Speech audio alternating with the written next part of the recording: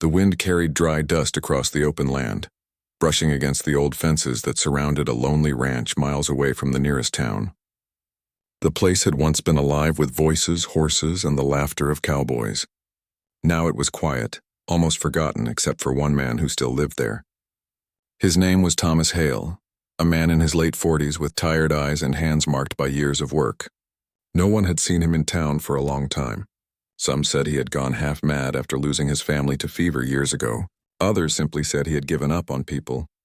Whatever the truth was, Thomas had chosen silence as his only company. Every morning he followed the same routine. He fed his horse, mended fences, and walked the land in silence. At night he sat near the fireplace, staring at the flame as if trying to see memories that had long faded. He didn't speak to anyone, not even to himself. The sound of the wind and the creak of old wood were the only voices left in his life. But one cold evening, everything changed. A storm was rolling across the plains, dark clouds swallowing the sunset. Thomas was locking the barn doors when he heard something faint through the wind, a voice small and desperate. He turned sharply, not trusting his ears. For a man who hadn't heard another human voice in years, it almost felt unreal. Then he saw her, a young woman struggling against the rain, her dress soaked and her boots sinking into the mud. She stumbled toward the fence and shouted something he couldn't hear clearly. Thomas hesitated. He didn't move at first. The world had taken too much from him, and he had built high walls around his heart. But when the girl collapsed near the gate, instinct overpowered isolation. He ran to her side, his boots splashing in the wet dirt. She looked up weakly, her face pale and her lips trembling. "Please, shelter," she whispered. Her voice broke as thunder cracked above them. He didn't ask questions. Without a word, Thomas lifted her carefully and carried her inside. The old cabin smelled of smoke and dry hay. He placed her near the fireplace and wrapped a wool blanket around her shoulders. Her hands were shaking as she tried to warm herself. He poured her a cup of water and handed it to her silently. For the first time in years, he was face to face with another person, and he didn't know what to say. After a few moments, she looked at him. "Thank you," she whispered. Her voice was soft, unsure, as if she wasn't sure if he could even speak. He nodded slightly but said nothing. She smiled faintly, her tired eyes filled with relief. "I'm Emily," she added, her voice almost a whisper against the sound of the rain outside.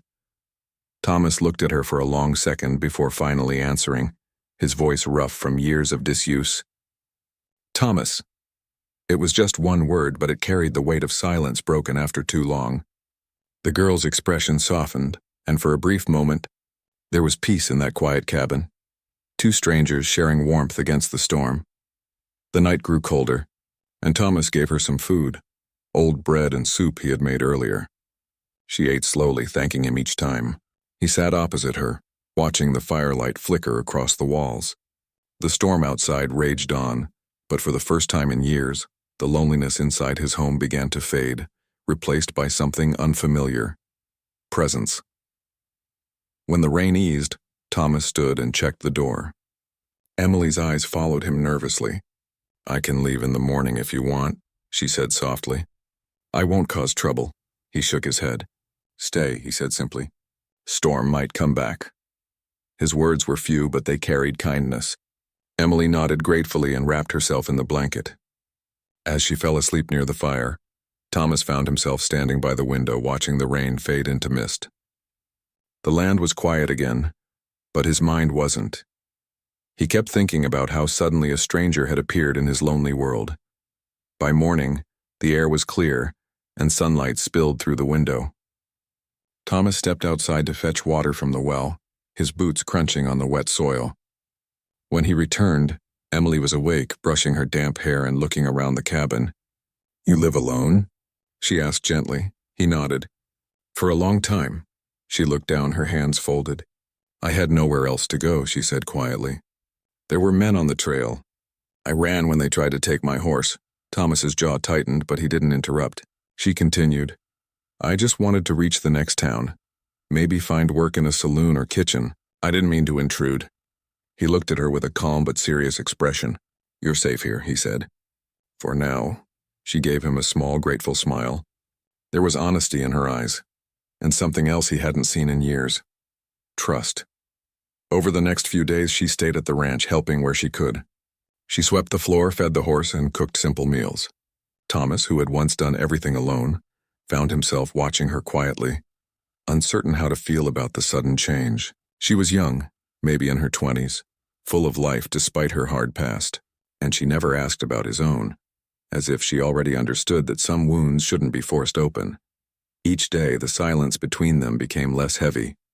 Sometimes she talked softly about her dreams, about how she used to sing in the church choir before her family lost their farm. Thomas listened, saying little but remembering what it felt like to hear someone's voice again. In the evenings, when the sun dipped behind the hills, they would sit on the porch, the horizon painted gold and red. Emily would hum quietly, and he would close his eyes, letting the music touch the parts of his heart he thought had died long ago. One afternoon, as they worked together fixing the corral fence, Emily accidentally hit her hand with a hammer. Thomas rushed over, concern flashing in his eyes. "Let me see," he said, taking her hand gently. It was a small cut, but his voice carried a softness that surprised even him. She smiled through the pain. "Guess I'm not much of a ranch helper," she joked. He looked at her, and for a moment a smile tugged at the corner of his mouth. The first real one in years. "You'll learn," he said quietly. That evening, after she went to rest, Thomas sat by the fire again. But this time the silence didn't feel heavy. He thought about the day, about the laughter that had returned to his home, and about how strange it felt to care again.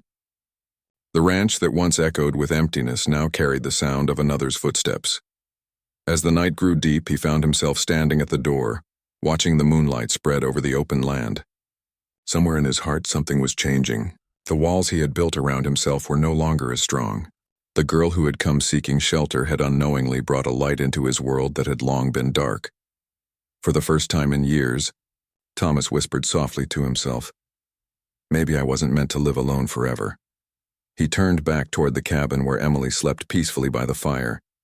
The storm had long passed, but something inside him told him this was only the beginning, that the quiet life he once knew was about to change in ways he never imagined. The days turned into weeks, and Emily's presence slowly changed the rhythm of Thomas's lonely ranch. She moved with quiet energy, bringing small touches of warmth wherever she went.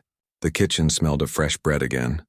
The porch was swept, and even the old barn felt alive with her laughter as she talked softly to the horses. Thomas would watch her sometimes from a distance, unsure why it felt so strange to see another human being smile on his land. For years, silence had been his only company. Now the silence was broken by gentle songs and soft footsteps.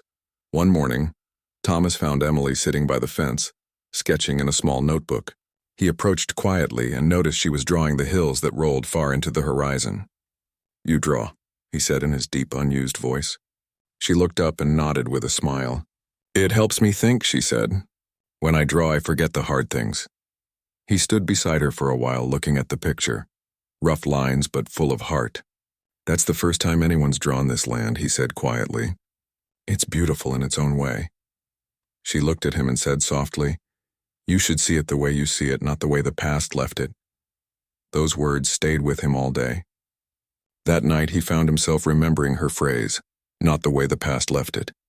He began to realize that she wasn't just a traveler seeking shelter. She was a mirror to what he had forgotten, that life could still be kind. As spring came, the ranch began to bloom again. The wildflowers returned to the edges of the creek, and the air carried the scent of grass instead of dust. Emily planted a small patch of vegetables near the cabin, and Thomas helped her without saying much. Their silence was no longer cold. It was a quiet friendship, comfortable and warm. One afternoon, Emily asked him about the old photograph that sat by the fireplace. It showed a woman and a boy standing beside Thomas, all smiling. The photo's edges were cracked, but the faces were full of light. "Your family?" she asked softly. He didn't answer right away. He nodded after a long pause. "My wife and son. Fever took them, long ago." "I'm sorry," Emily whispered. Thomas nodded again and stared into the fire. "After that, I stopped talking. Stopped going to town. The land stayed, but I didn't." Emily looked at him quietly, her heart heavy for the man who had carried grief alone for so many years. "You kept their place alive," she said. "That's something strong, not broken." He looked at her, surprised by her words. "You sound like you've known pain yourself," he said gently. Emily hesitated, then closed her notebook. I did, she admitted. My father left when I was little. My mother worked herself sick trying to raise me. When she passed, there was no one left. I went looking for work. People aren't kind to girls alone on the trail. Her voice trembled slightly, but she tried to smile. Then I found your ranch. Thomas nodded slowly, his eyes softening. You were meant to find it, he said in a quiet voice. From that day, their bond grew stronger. They began to share more word about the land, the weather, even small jokes. He started teaching her how to ride properly, how to mend fences, how to handle a rope.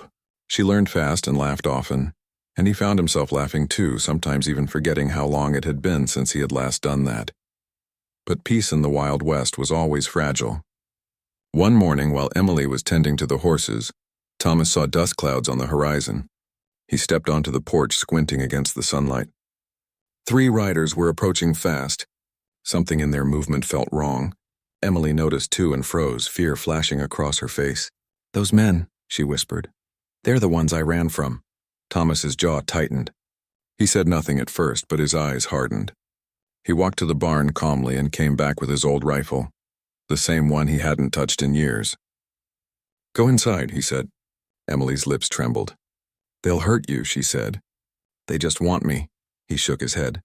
No one gets taken from my land, he said firmly. His voice was steady, not angry, and just certain. The riders stopped at the fence, calling out with mocking voices. We're looking for a runaway, old man, one of them shouted. A girl who stole a horse and some supplies. You've seen her?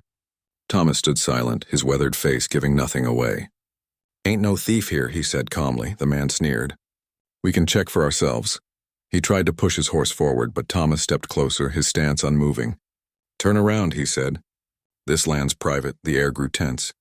The riders looked at one another, unsure if they should laugh or worry.